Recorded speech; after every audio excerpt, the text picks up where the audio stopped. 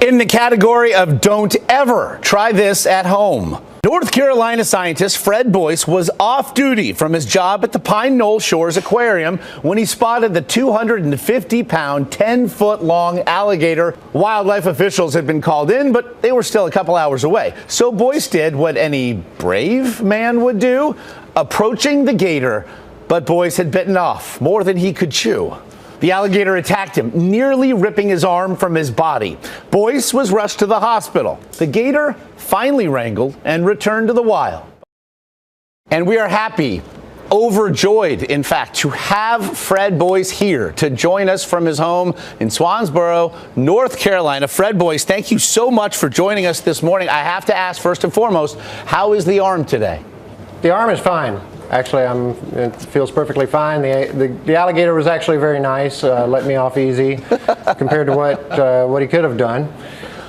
They have a jaw closing pressure of somewhere around 1,500 pounds per square inch, 12 to 1,500 pounds, depending on the size of the alligator, possibly even more.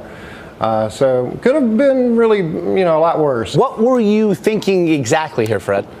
That's a question I still haven't really figured out myself, especially, during the time it was all going on.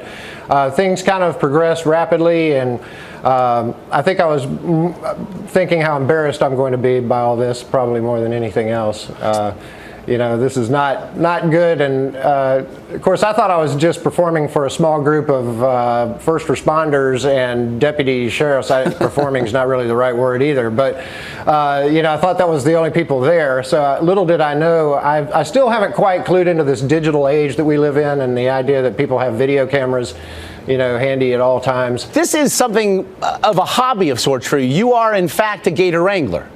Well, I have worked with them for many years, yes, in many different capacities, both in the wild, in zoos, or particularly a zoo I worked in Maryland. So there they are. The medical technicians are actually attending to your wounds, and I saw that you actually wanted another shot at the alligator, and they recommended against it. They did, yeah. They were thinking, I think, a lot more clearly than I was, possibly. I was awfully glad they were there, and actually they were on the scene already when I arrived. They had the ambulance there, and I remember joking around with them that I was glad they were there because I might be needing you guys here in a few minutes. We are very glad that you're here to join us this morning again. Fred Boyce from Swansboro, North Carolina. Fred, I'm lucky to be here. Leave the 10-foot gators alone, Fred. You said don't try this at home, and I would just say don't try this, period. And with some good advice right there.